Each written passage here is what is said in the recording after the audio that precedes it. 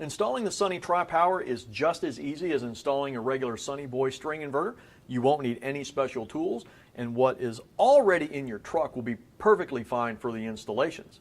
I have a 24,000 watt model hanging on the wall here. I'm going to show you a couple of different ways on how to mount the Tripower, but first I'm going to take the cover off and show you the wiring area.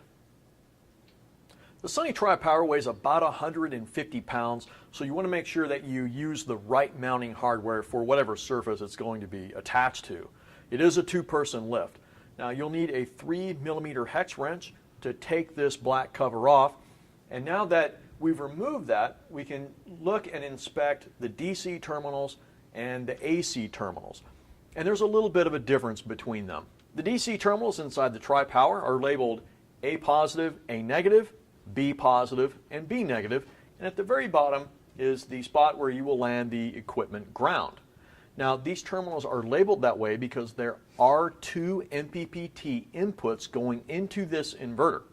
So regardless of whether you bring the conductors in from the SMA connection unit or your own combiner box or even third-party connectors, regardless, they will terminate on this terminal.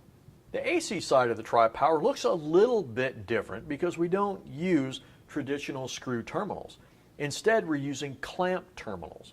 So it makes for a far quicker installation because you just need to strip off the wire, insert it into the terminal, and then clamp it down. The last thing in the connection area is the LCD screen. Now this is a non-functional LCD, but it does gather the information from the inverter and send it to the communication card in the back. Now the reason that we did this is because this inverter is designed for commercial rooftops, and since this will be up on top of a hot roof for 20+ years, the LCD will be one less thing you have to worry about breaking or having to service in the future. Of course, we always recommend for any SMA installation that you have the installation manual handy. I'm going to start on the AC side of the Tripower by stripping a 1/2 inch insulation off of my wire, and it can be a size 8 or a number 6 conductor that goes into these terminals. Now again, the terminals are a little bit different than what you're normally used to. So what we want to do is fully open each terminal, insert the conductor in, and then firmly push each lever down to make contact with the conductor. Now the benefit of this is that you don't have to worry about torque. You put the conductor in, push it down, and you're done. No torque wrench required. So let's start by lifting all the levers on the AC terminals.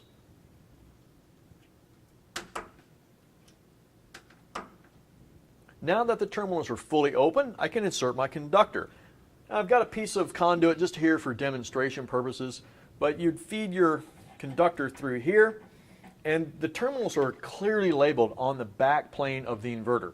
L1, L2, L3, neutral, and equipment ground. So I'm going to put this first wire in the L1 terminal just like this. I'm going to push it up in there until it won't go any further. I'm going to clamp it down just like that. Now those conductors aren't moving an inch, and again, you don't have to worry about torque. Now what I'm going to do is show you what the levers look like when they're not fully open or fully closed, and this is going to cause problems on the installation if you don't follow the instructions on how to securely clamp these things down.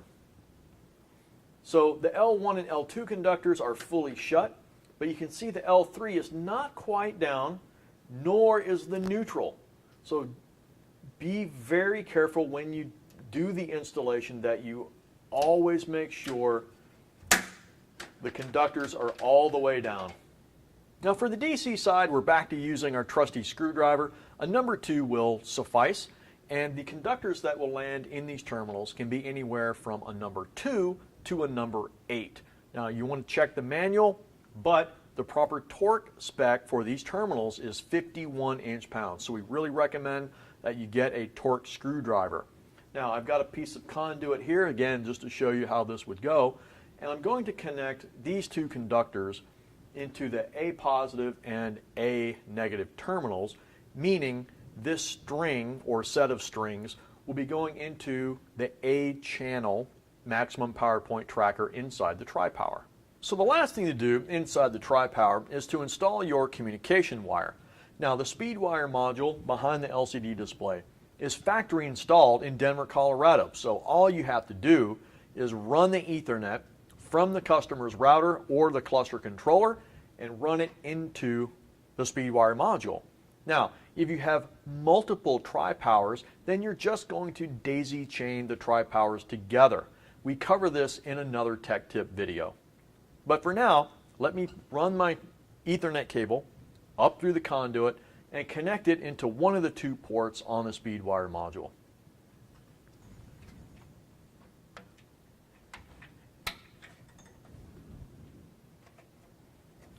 Once the LCD is securely fastened, the only thing left is to put the black cover back on and then commission the system. Now, one of the versatile things about the Tripower is the many different ways that you can install it. So in the previous segment, we talked about installing the Tripower on a wall or some similar structure.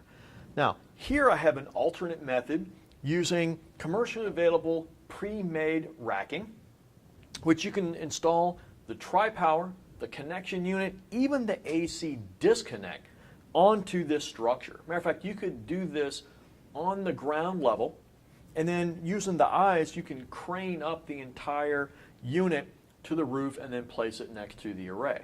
I have an SMA DC connection unit mounted underneath this Tripower, and it is a combiner box with a DC disconnect.